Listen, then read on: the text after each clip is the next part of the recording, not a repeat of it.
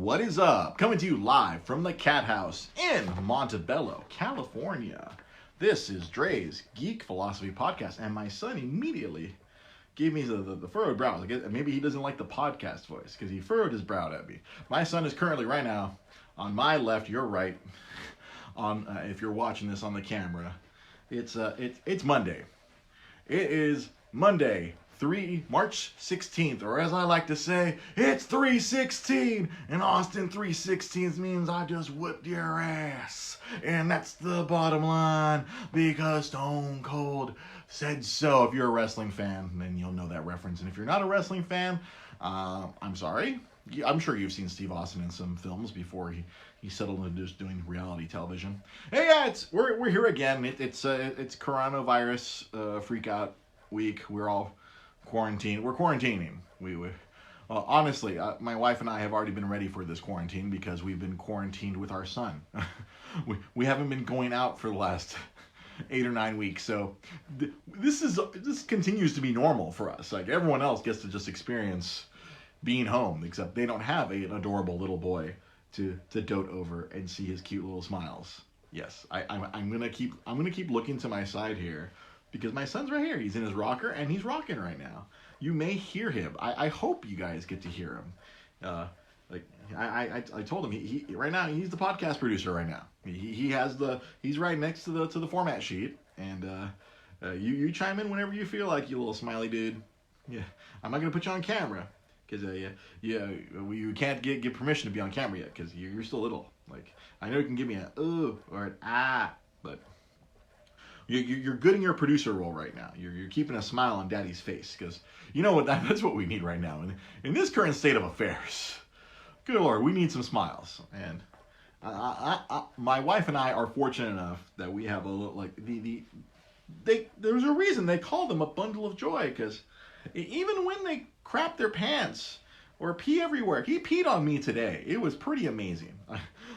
He totally got me. Like the thing that every dad's been warning me, like he's gonna get you. And boy, this young man, you got me good this morning. It was that was like 5 a.m. Was that like 5 a.m., honey? Yeah. No, our actual producer, Rosa Limon, over in the background. 5 a.m. I'm hazily like, all right, let's change the diaper. It's been a few hours. Let's change the little diaper. And I go to this dude, I take him to the changing table. And I'm like, all right, that's a wet diaper. Let me get that diaper off. And then, blah, right onto my chest. I was like, oh, dude. Then my instinctual is like, I block with my hand. So, of course, he sprays onto his awesome little Star Wars onesie. And I'm like, oh, what have I done? I should just let him keep spraying me. Then I had to change myself and change him. Rookie mistake, you know. We're at week 9 of parenthood. And still keep making these rookie mistakes. I should have just let him keep peeing on me. And then it would have just been me having to change my shirt. And not me having to change his onesie and his sleeper and everything. And then him be like, why am I so cold at 5 a.m.?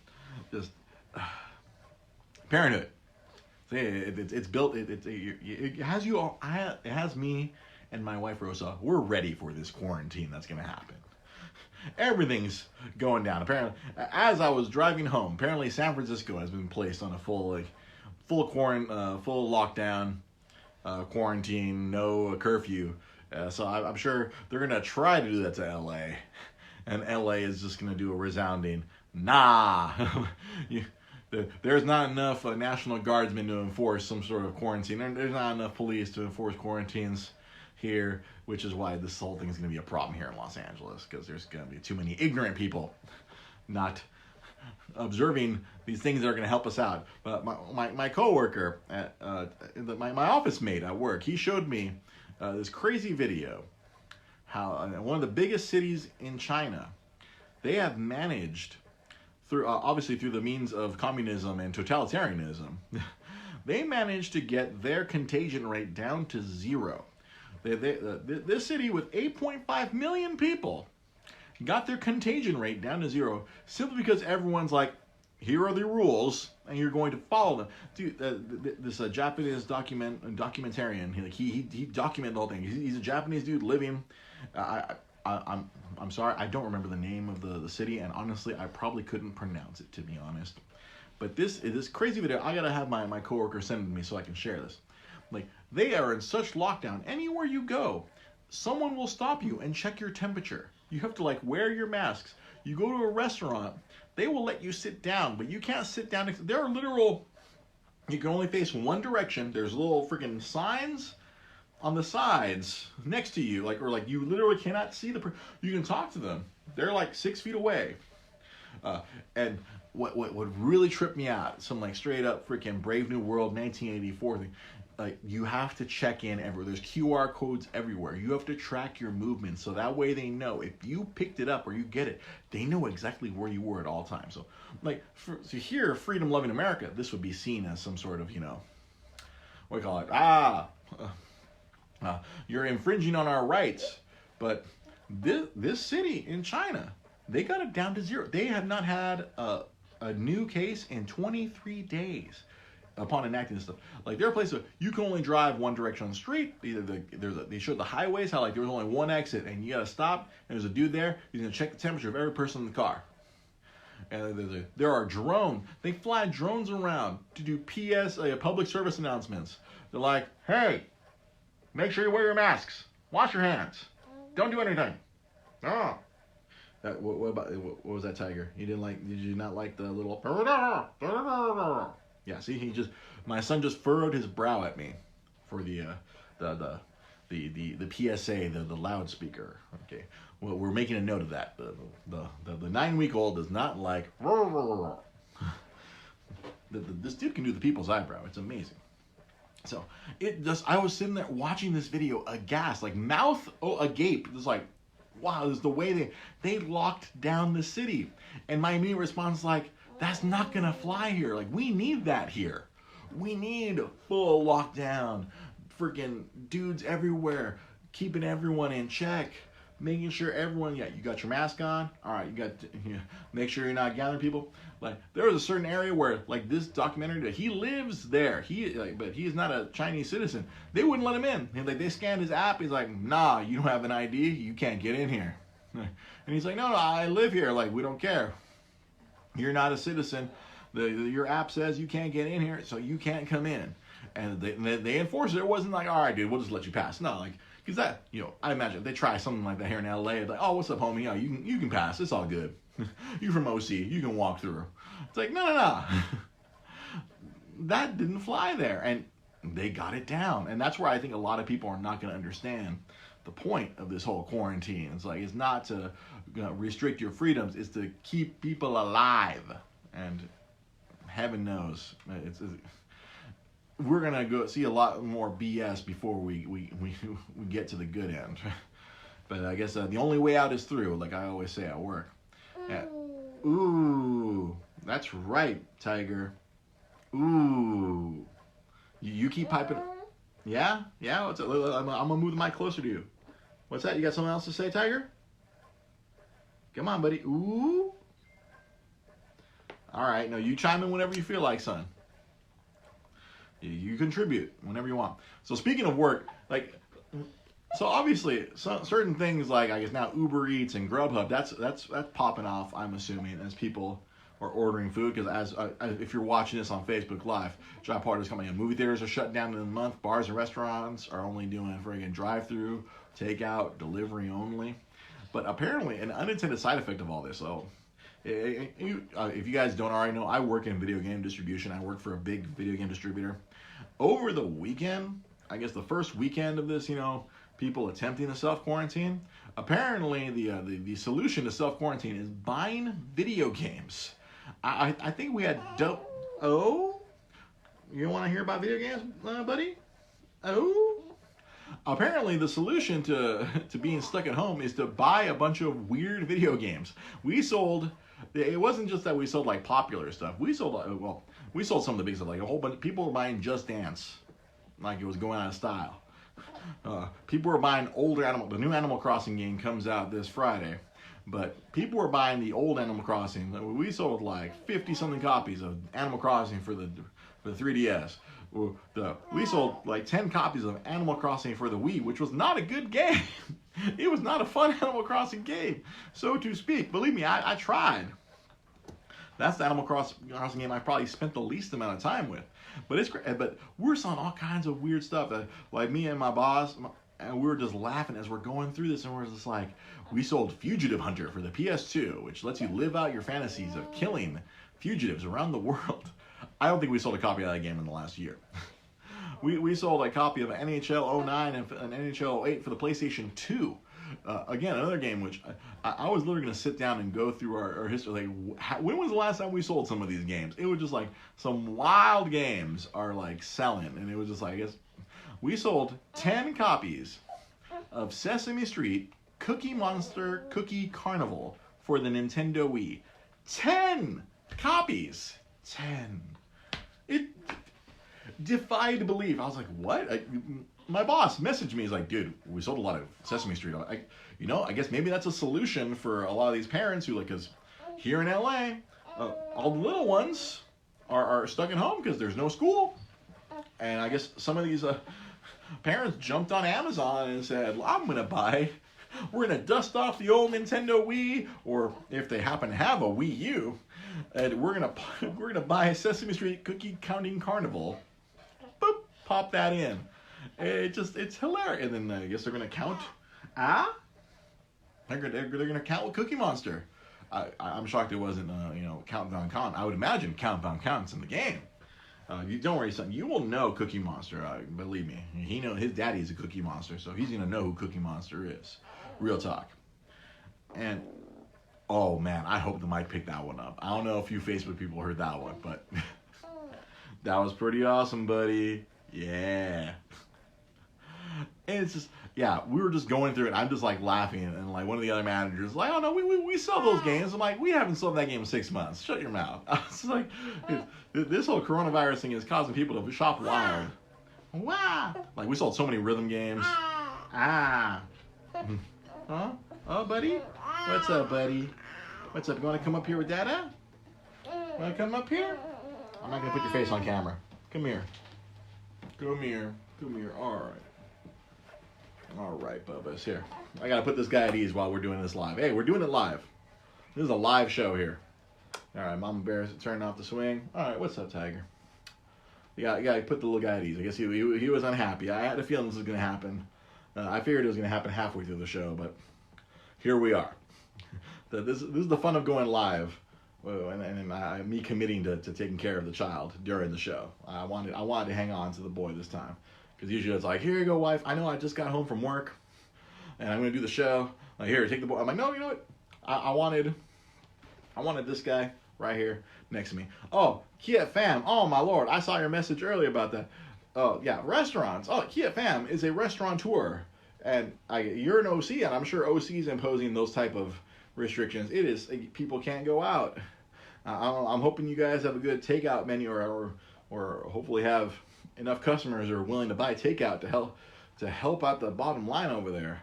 I mean, it's already tough enough to run a restaurant, but then to have to freaking like deal with this. Yeah, I keep reading stuff where Seattle has already been hit really hard by this.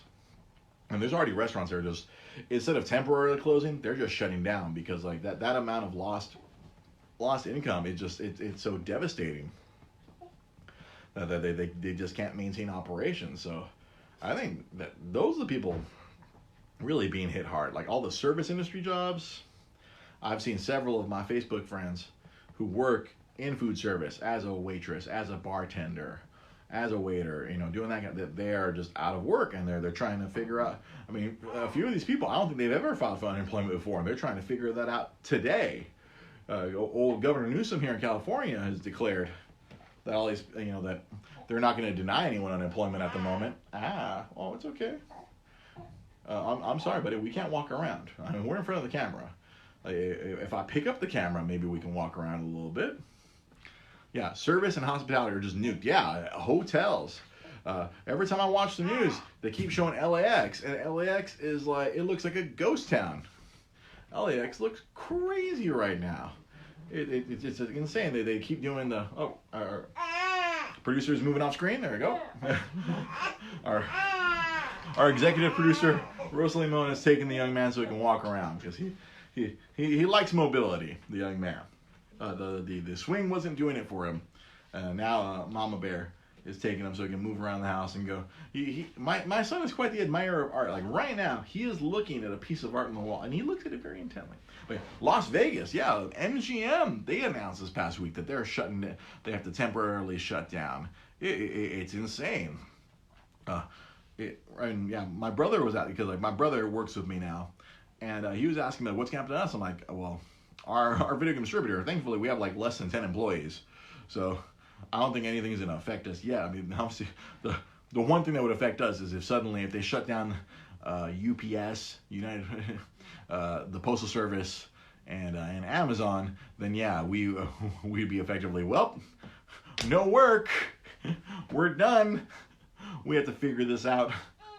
It's gonna be me suddenly jumping on eBay,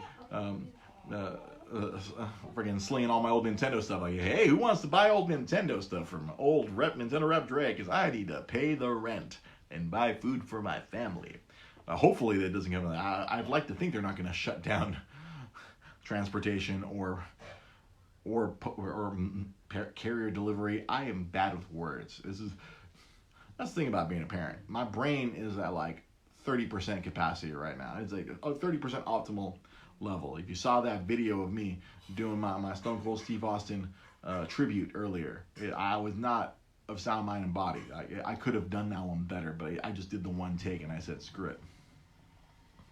Yeah. For gamers right now, I guess it's gamer Christmas right now because now all these people are stuck at home and they get to work on their backlogs and hope that they don't die. And then Animal Crossing comes out for the Nintendo Switch this Friday, and everyone gets to live a normal life through their village, or just like what our Corrections and Retractions Department KFM saying right there on Facebook Live. It's nuts. Yeah. But like I said earlier, we've already my wife and I have already been kind of living the isolation life because we're parents of a newborn child. We're not going anywhere. We barely managed to go get me. I snuck out to go get a eye exam, and then we did a short trip to go get me these new glasses, and that's been the extent of our ability to travel. Like we can take our son away for maybe at most an hour or two away from the house, and then we're done. We're like, oh, double it back, flip back, rewind it back. We got to get home. Because the home alarm is going off. Wah! Let's get back home. Wah! You know, like he hasn't built up his tolerance to being able to be outside. Say it right there. Irv down with top of Hardcore Gamers. How is social distancing any different from every other day? Yeah, it is no different. In fact, was it the PC gaming service Steam? They recorded, I guess they had a record number of concurrent online players. They had 20 million players on at the same time. I'm kind of shocked that that's a record, but I guess, for the PC master race, I think it's a whole lot of these PC gamers all playing at the same time. My God, it's insane. And I did not get to touch any video games. I think the most I get to play some of my phone games. I kept joking with my coworkers. I'm like, this weekend I'm gonna play my Nintendo Switch. Nah, it didn't happen. The only switch I did was move my son from my right shoulder to my left shoulder. That's the only switch that happened this whole weekend. But aside from that, because we're practicing isolation, the one thing that we actually did manage to do this past weekend was watch a bunch of Netflix. My wife threw on Netflix, and she just randomly she saw a show on the queue and just randomly picked it. It's a show called Ugly Delicious, which I don't know if anyone here is familiar with it. I was not familiar with it at all. I had not heard of this celebrity. It's a celebrity chef, this Korean celebrity chef, David Chang, and it was actually a pretty amazing show. If you guys haven't watched it, and I'm sure most of y'all might be stuck at home for the next who knows how long. give it a look. It's actually really fascinating. I personally love watching food shows. I can sit and watch food porn all day. I love food shows. Back when a lot of the old Food Network shows used to be on Netflix, and then my old tablet job had me working from home. Bang!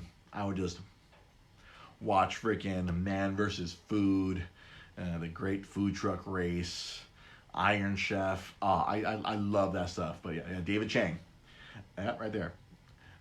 Yeah, this show was really cool. Even though like it's weird. Like my first immediate impression, like I had never heard of this guy before.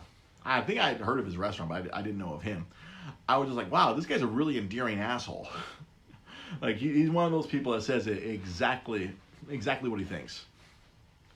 Oh, so yeah, and then I barely obviously Irv mentions that, yeah. There's I guess they separated the show. They did a second show called Breakfast, Lunch, and Dinner, which I guess now we're gonna have to track that down on Netflix as well, because I guess they do that alternating with this Ugly Delicious. Well, this Ugly Delicious, it's like 1/3 food show, 1/3 travel show, and 1/3 social commentary show. It really takes the concept of food and turns around.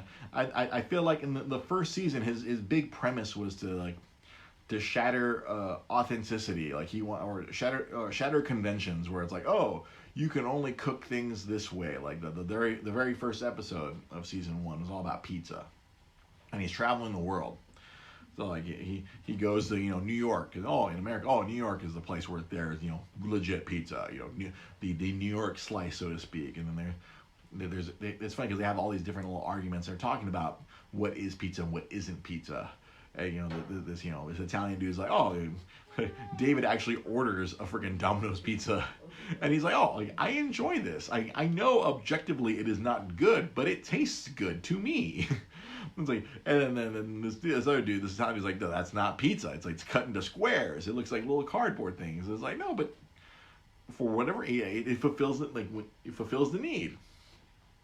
And they travel to Italy, and they talk to. Apparently, there's like a freaking a consortium of Margherita pizzas, and then you have to do it the Margherita way, or so you can be a part of the union mafia of this pizza consortium. And you can be approved as a legit Margherita pizza place. And it shows, and then they go visit a dude who like left that consortium. He does his own thing with the pizzas. Where he does whatever he wants, and David's freaking like nutting really hard. Like, check this out. This is what I'm talking about. Fuck convention. Fuck authenticity. Freaking be creative. Have fun. And then they travel to Japan, and there's this insane like kind of like sushi pizza, and like they prepare it just like a pizza, but it's like they're putting freaking like high quality tuna on it and mayonnaise. Like they use the ingredients indigenous to Japan. They create this pizza, and then they're like weirded out, and like it's fine. All these different Netflix personalities show up throughout the show, because obviously it's a Netflix created show. It's like so like Aziz Ansari is with them in Japan. Now, apparently Aziz speaks freaking Japanese, and apparently he speaks multiple languages. He's a big nerd, apparently. I haven't watched any of his stand-up. I just know him from Parks and Recreation. I haven't watched Master of None. But yeah, it's like they're eating this Japanese pizza, and like they're just, I guess he's trying to show how like, all right, it was really interesting. That first episode really like sucked us in, and then we just watched the rest of season 1 that day, and we watched all of season 2, because the season 2 they just added 4 new episodes very recently onto the service, and we watched all season 2. But there was one, obviously, as we always circle back. Now that I'm a dad, there's one episode. The first episode of season 2 is all about David becoming a dad, and so of course, my wife and I, we're just like, put on the seatbelt. We're like, we're in on this. We're all in on this one. Freaking boom. We're like 100% in, because like he was like, I guess it showed his journey from like finding out he's gonna be a dad, and then he's talking to all these other chefs like, how do you feed your kids? And like, he's also contending with being a dad. How do you balance your career with parenthood? And it's just this fascinating journey, which because currently Rose and I, we're still figuring out how do we balance our careers and baby. like, how do I, like, sometimes, like, how do I keep juggling? I have a full-time job and I do all this podcast stuff. My wife works for the opera and does a whole lot of seamstress stuff on the side. How do we balance all this? We were already spinning plates before. Oh, here's a very giant, delicate plate in the middle of a baby, our son. Like, we got to focus on that. How do we keep spinning all the other plates? It's this. It got us very introspective in ourselves, but also we're watching this crazy career-focused chef, a celebrity chef, about how his life is like, oh, there's the old David and the new David, and he's trying to figure that out, how to be a dad. And I think one of my favorite moments was like his mom and his sister telling him, like, you can't treat this like your job. You can't yell at the baby when the baby does something wrong. The baby's not one of your employees. It's a baby. You can't yell your way through it. And he gets really introspective about how, like, oh, he has to change the way he looks at his life, because he's always like, the ways he would deal with life are not going to work with how he's going to deal with his eventual child. And then you see, like, just that first episode just about that journey, and just really good, a really awesome show. My wife and I really enjoyed it, seeing, like, freaking Texas barbecue. And then there was one episode where, like, I was blown away to learn that the city of Houston apparently is a giant haven for Vietnamese people, and they have Viet Cajun food there, where, like, Cajun food like crawfish and shrimp is prepared Vietnamese style. And apparently, I guess that whole region, Houston, Louisiana, I guess one of the reasons it was easy for Vietnamese people to move there was it's very similar geographically with the way the body of water is over there. And it's like there were a lot of shrimp fishermen, or like a lot of fishermen in Vietnam could just transition to be fishermen in the Gulf of Mexico right there. And it's just like, you're learning about the world. And it's funny because, like, David, the main guy, he's learning about the world. He's, like, discovering stuff. Something that I'm sure people have already known. I'm like, my boss already knew when I was telling him today about the show. It's like, if you're from the LA area, I'm sure at some point you might have had an al pastor taco. That concept, that's a Lebanese concept, the whole spit.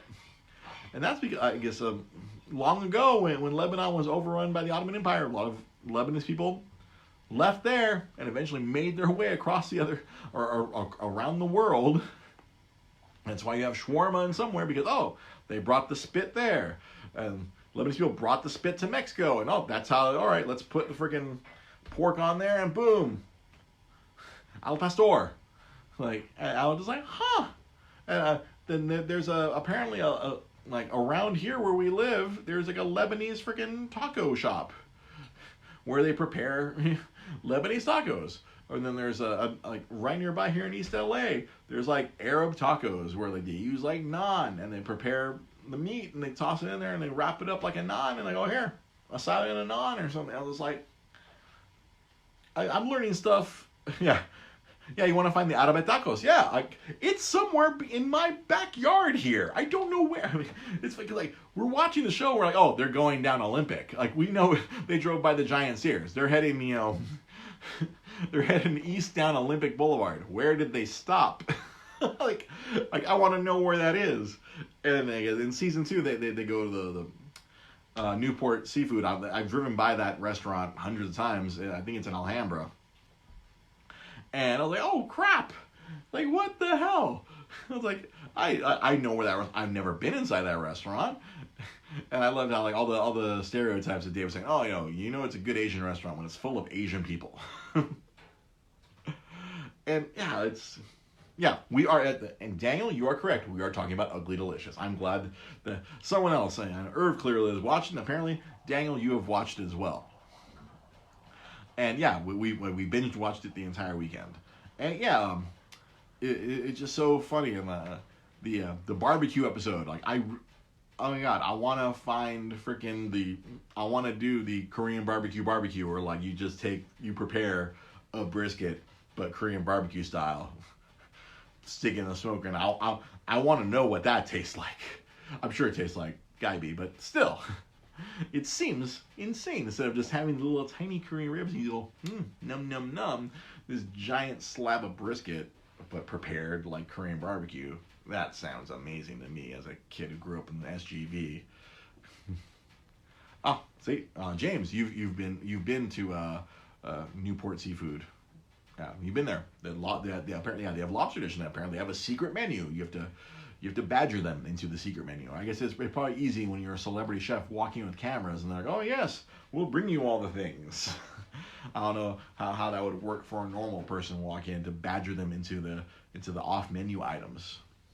But yeah, the whole show was really good. And honey, apparently there's another show. What? On Netflix. What? Of David Chang. It's called Breakfast, Lunch, and Dinner. Okay, we're watching it. We're watching that either tomorrow night or next weekend. Taco Chronicles. Oh, is that something on Netflix as well? Yeah, we're just gonna watch all the food on Netflix and just as we starve ourselves here. That's also been the kind of the tough part because I want to go out and buy more ingredients, but heaven knows what it's like in the chaos of the supermarkets at the moment. I'm gonna have to leave. I'm gonna have to leave work early tomorrow to hopefully get into Trader Joe's before 7 p.m. because they're closing early, and I don't know what's gonna be inside the Trader Joe's when I get there. The LA mayor was going out today. Don't worry, the stores are stocked. Do not panic buy. And of course, it's gonna cause a bunch of idiots to be like, "Let's go panic buy everything." More food shows. Love the shows. There's Daniel. Yeah, exactly. That's the same thing I said. I read something about it yesterday, but I didn't look further into it until Irv mentioned it. Breakfast, lunch, and dinner. I guess after the production of that first, because it took like several years because they're talking about stuff in 2016 and that show came out in 2018. I'm assuming all the travel, all the filming, and then I can't imagine all the editing. Being the tech movie nerd I am, I was focused. I'm man, this is some really good editing. This is insane. They're not just going. When they go to Tokyo, they're probably hitting all the things that they want to hit. All right, let's gonna hit pizza. We're gonna hit steak. We're gonna hit this. What are all the themes for this season? All right, we need to hit all these themes while we're here. That way we don't have to fly back here. Okay, we're gonna fly to Copenhagen. We're gonna fly to Turkey. They're going all over the world for this crazy ass show. So yeah, I'm not shocked that between 2018 and 2020 they only cranked out 4 episodes. I'm assuming those first 6 were Herculean task, and in that second season David wasn't in as much because he's a dad. He was sending out his friends, one of which in particular, Irv and Daniel. David Cho, that dude is hilarious. Oh, that dude slayed me every time he was on the screen. When he was in the steak episode and he goes to the Detroit bathhouse and I'm David Chang. He's just he's just throwing out the other David's name. Oh man, and just pretending to be David Chang. But yeah, I didn't know this guy was a local artist. He's done a lot of art. He's one of those avant-garde kind of artists. Apparently he's done some art from Obama. He's done art for Linkin Park. He's done a whole bunch of crazy. I was hoping he'd be a great Twitter follow, but I guess he doesn't go on social media that much. But man, when he took David Cho to freaking China, I was like, it's let's go get some donkey. No, and Chang was like, no, I don't want to eat donkey. We're not gonna eat jackass. No, man, this guy says it's the best meat. Number 1 meat, dragon. Number 2, donkey. You can't get dragon anywhere, so you gotta have donkey. And Dave Cho goes in and gets the donkey. Man, this is pretty good. You're missing out. And that dude is just mad cat. They took him to Australia, and he hit a giant knife in his jacket just to do the freaking Crocodile Dundee joke at a freaking restaurant. Outback. He did it at Outback. It's ridiculous. All right. That's right. I'd always heard of Jonathan Gold's name, but I didn't know that it was just a giant white man. And then my wife tripped out because I guess one of her favorite podcasters, she got to see who that podcaster was when they were preparing the Finish? The Knish. Evan Kleiman? Yeah, that's the one, honey. Yeah, we're learning the Knish.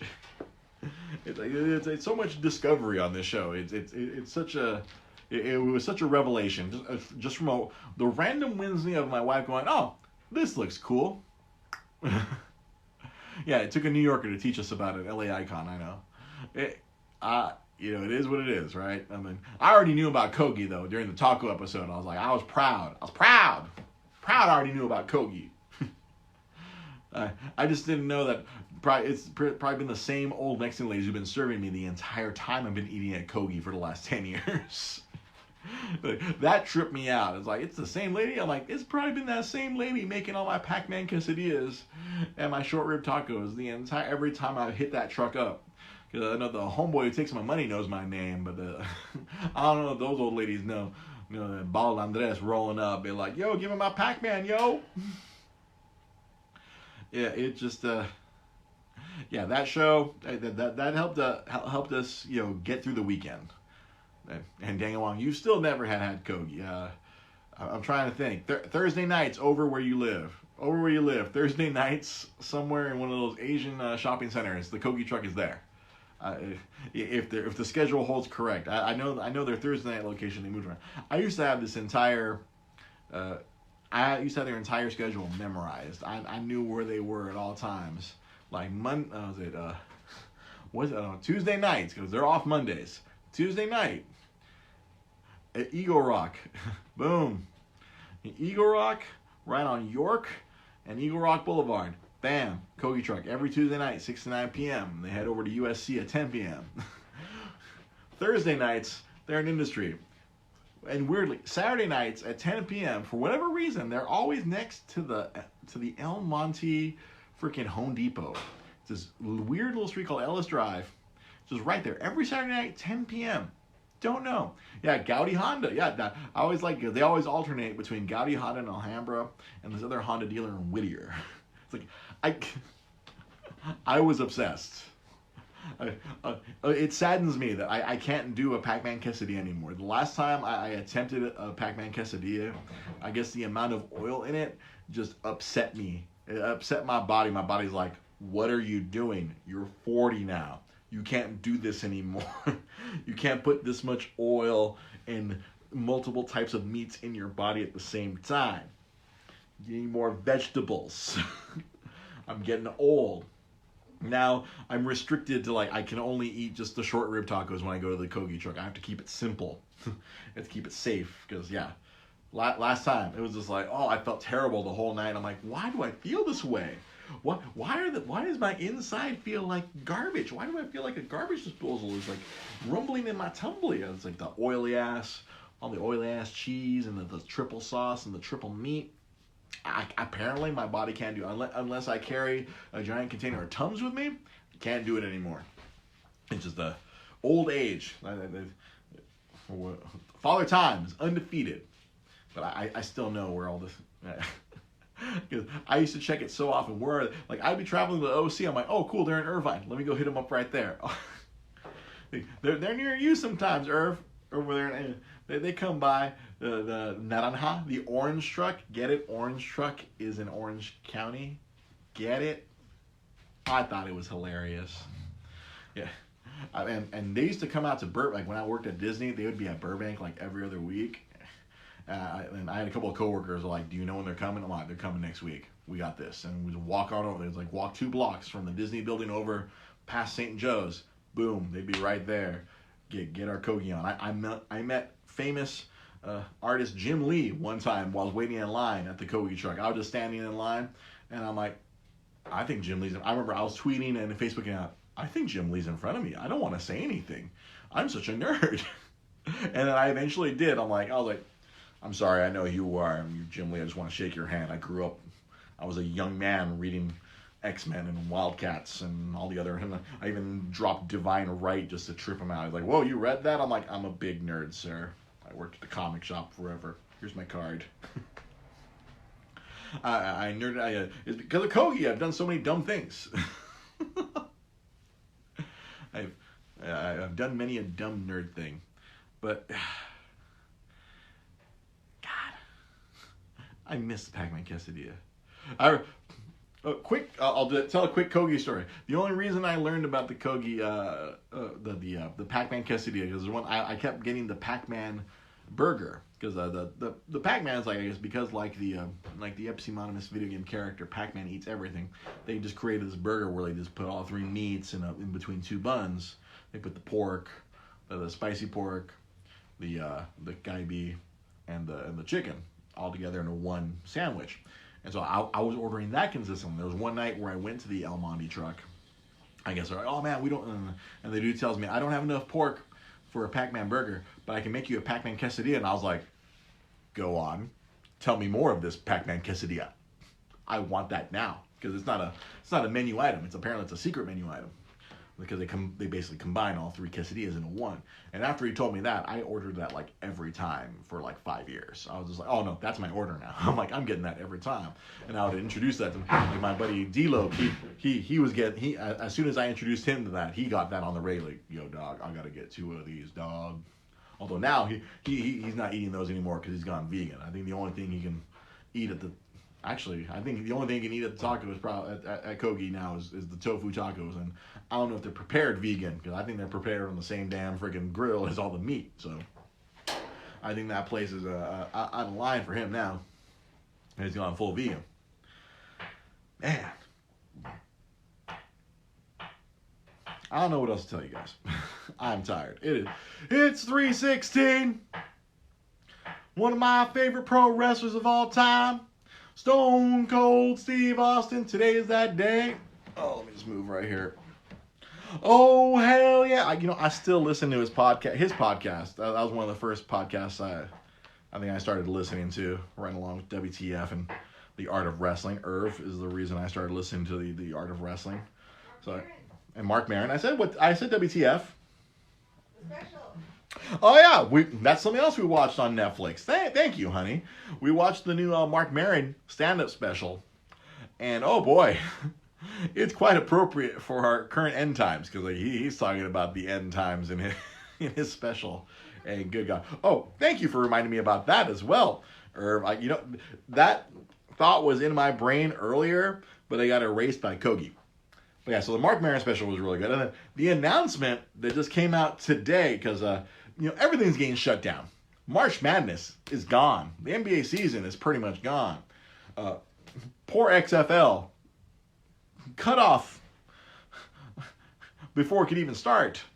And then today we learn that WrestleMania is not going to be canceled. I guess WrestleMania is still going to happen, but they're going to do it at their performance center. They're not doing it at the Raymond James Stadium in Tampa. Oh, no, they can't do that. No, you can't gather 60,000 people. And they're going to do it. They're going to move it up to Orlando. And what they did this past Friday, and what they're doing tonight on Monday Night Raw. I'm sorry, live audience. I got to keep moving around. They're just going to do it they have this training facility called the Performance Center. It's this big ass building in the middle of a freaking Orlando freaking industrial complex. I'm probably sure no different from the warehouse I work in. It's a warehouse in the middle of Orlando that they turned into the Performance Center. It's a big gym, and in their biggest area, they just throw up a ring, throw up some freaking black freaking curtains.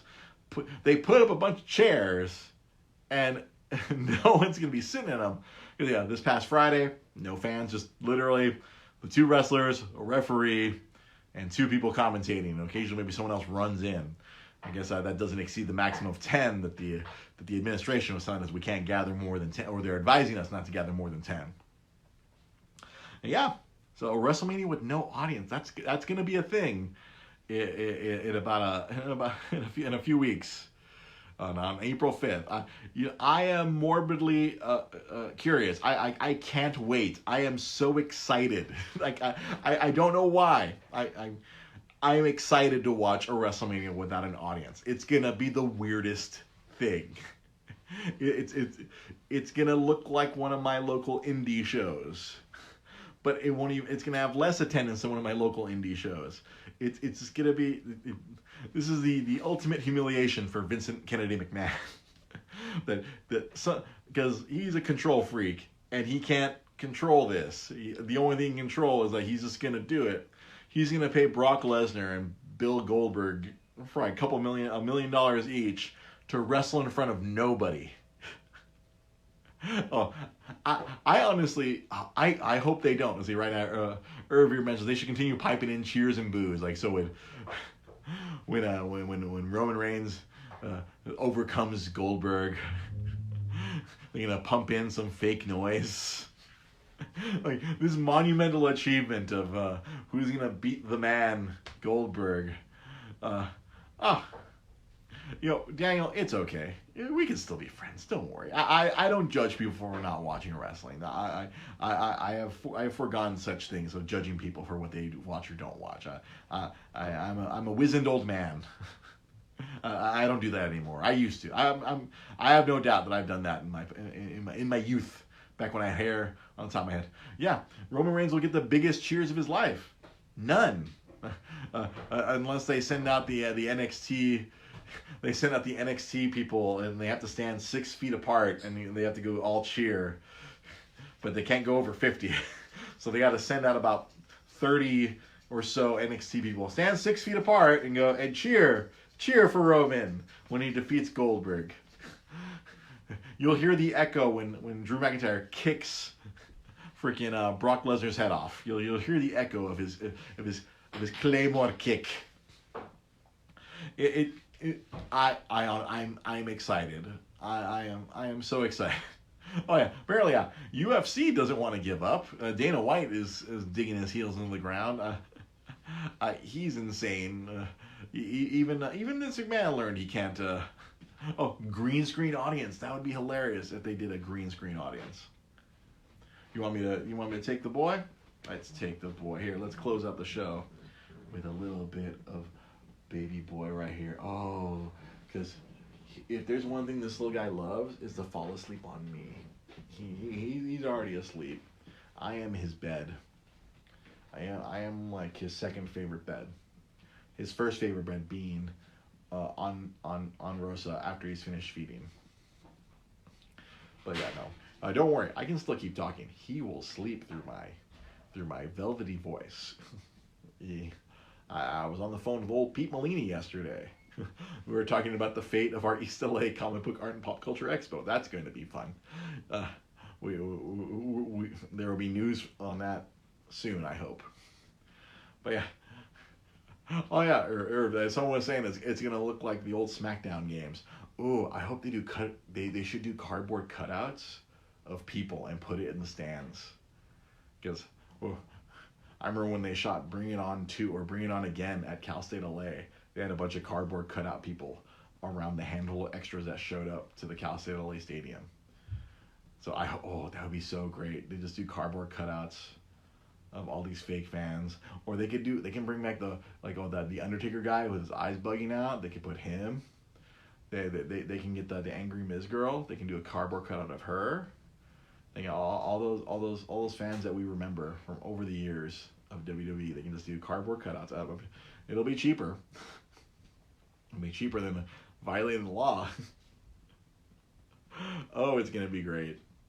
It's gonna be so great. I can't wait to watch it. I can't wait to see some highlights of tonight's Monday Night Raw. I was watching highlights of last week's SmackDown, and just seeing this, like, it was so odd and weird. Because also apparently one of the broadcasts I guess the way it goes out, I guess in Israel, it showed what happened during the commercial breaks. Because usually when they're doing those shows during the commercial breaks, they're still wrestling. They kind of just like do a little bit. They don't work as hard, but they still do something for the live crowd. But because there was no crowd, when they went to commercial, there was a match between Bayley and Sasha Banks versus Alexa Bliss and Nikki Cross. They just straight up stopped wrestling. But I guess in Israel, there is no commercial breaks. And the feed was live, so it just kept rolling. So you just saw them just stop wrestling. You just see, like, them talking. You see, like, Nikki Cross, like, get up, and then Alexa Bliss walks over. And I guess they're just talking about the match. And the referee's, like, fixing the turnbuckles. And it's just like, that is the craziest thing I've ever seen. Look at how weird that is. And then, of course, people in Israel, they busted out their camera phones and recorded it. And it's all over Twitter. Or like, look, they stopped wrestling. Hilarious. And then I was like, hey, man, there's no need to take a bump if no one's watching. Apparently Israel was watching, but they didn't know that. Yeah, wrestling sucks. Yeah, dude, that is so true. Wrestling sucks without a crowd reaction. So this is going to be the most awkward WrestleMania ever. It's like, I'm sure they're going to turn. They're probably going to make WWE will make a documentary and release it like next year, like the day before WrestleMania, like the year without a WrestleMania crowd. Oh man, it just dawned on me. The night after WrestleMania is gonna suck too, because you're not gonna have all those awesome European fans who like to let Vince know how much he sucks. Oh, I think I'm more heartbroken over that than WrestleMania. Losing the day after WrestleMania crowd of drunken Europeans. Oh, that's honestly one of the biggest tragedies. What would really suck, like all these wrestlers, because all these independent companies really piggyback off of WrestleMania, that they all have to cancel. All their shows are canceled. And like hell, like every single little wrestling show, I go on wrestling Twitter, you see all these independent wrestlers who are like, well, I don't have any work for the next who knows how long. And then they're all like, hey, like, please go to our Pro Wrestling Tee store, support us, because we don't have any money coming in. And it doesn't matter who or where you are. It's going to affect you in some way, shape, or form. Who knows? Like my wife, that she's hearing how the LA Opera, they're just going to well, cancel all the operas for the rest of the year and cancel the season. Canceling everything. Or like I mentioned on Twitter, the baseball's getting canceled. I will tell you, I said this on Twitter, the happiest people that the season is delayed or possibly canceled are the Houston Astros, because they are avoiding an ass whipping that they deserve. They deserve every baseball into their butts and into their shoulders, into their ribs, and they're not going to catch a single one right now because everything's canceled. I bet you those 25 members of the Houston Astros baseball club, they are more than happy to sit out the whole season and hope that everything blows over and then everyone forgets in 2021 that they deserve an ass whipping. I hope everyone remembers. Baseball fans have a long memory, and I'm sure the other baseball players, have even longer memories. But I'm sure right now they feel relieved to not take a butt whipping that they deserve. Damn cheaters. Yeah, exactly. Yeah, baseball has a long memory. That's true. Some players have kept grudges over seasons. But now it's like you're gonna have the entire freaking American League holding that grudge, and several teams in the National League holding that grudge against those damn Astros. So I'm sure that they're at peace right now. Oh, you know what? That's a good point, Daniel Long. It is marinating. It's gonna marinate that their comeuppance is gonna be that much sweeter. Because, in the spring training games they were playing, man, I felt bad for those bench guys who were taking those baseballs in the butt. Like, y'all weren't the ones cheating. We got to get those starters. Those starters need to be the ones taking those bean balls. But we'll see what happens this year. We'll see if there even is a baseball season. If the basketball season gets finished. I kind of doubt it. It's kind of sucks, since Los Angeles was feeling pretty good with the Lakers and the Clippers playing very well. There goes another year off of LeBron's career. How many more does he have? Yeah. Irv, you bought some Dodger tickets this year? Quarter season? Oh boy. Yeah. Wonder if and when. I don't know. If our country has the discipline of China, we could be back up and running in a couple of months, but I don't foresee that happening. Even in my heart of hearts, I don't see that happening. I can only hope the Dodgers get you a refund for those tickets if the season does not happen. But it's wild out there, folks. Oh wow, it's funny. I told my wife, I'm like, it'll just be a short episode. I don't have that much to talk about. And here we are. It's 8:57.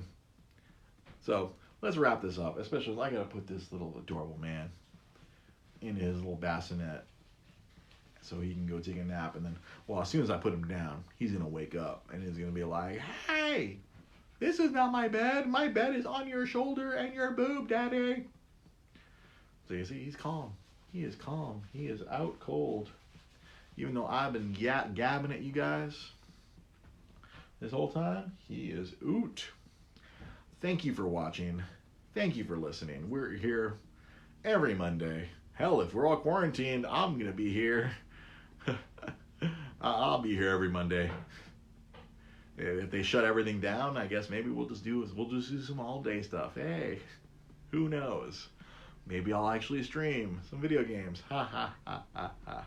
I do have a bunch of Dre's Retro Game Minutes queued in my holster. Those are really easy to tape and store. Yeah, Daniel Wong, you have 2 episodes to catch up on. Yeah, Rosa made a surprise appearance on last week's. Hey, you can enjoy that one. Just like this little dude made a little appearance on today's episode. You can always follow me at DreGP Podcast. That's on Twitter. That's on Facebook. That's on Instagram. You go on Instagram, you'll see a funny ass video of me doing a Stone Cold Steve Austin impression. I can believe it's also on Facebook as well, because usually my Instagram shoots over to Facebook. Sometimes it does, sometimes it doesn't. You can always catch them on Dre's Retro Game Minute. Those are on our YouTube page. Dre's Geek Philosophy on YouTube. The awesome Patreon exclusive. I was working on the Patreon this past week. Or I was attempting to work on the Patreon this past week. Facebook is being really wonky, man, about sharing those links of the videos. And if you want to support this father, support this son, you can go to etsy.com/shop/Dre's Geek Philosophy. There's a bunch of awesome perlers available, a bunch of perler art. If you like 8-bit and you want some art handmade by me, check that out, etsy.com/shop/Dre's Geek Philosophy. Thank you for watching. Thank you for listening. We'll see you guys next week. Have yourselves a good night. Stay safe. Wash your hands.